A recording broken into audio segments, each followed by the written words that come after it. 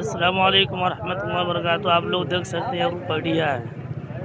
हम लोग 2 रुपया सस्ते के लिए रुपया में आते हैं, लेकिन आप लोग यहाँ पर देख सकते हैं कितनी लंबी लाइन लगी हुई है।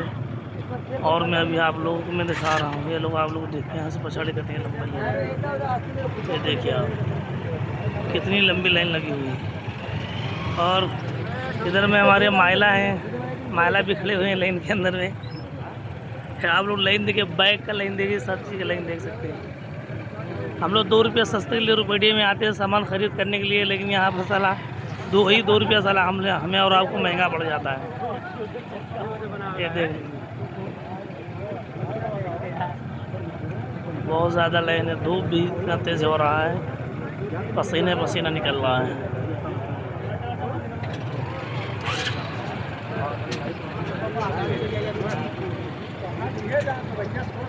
और इसके अंदर पीछे में भी खड़ा हूँ, उसके अंदर आप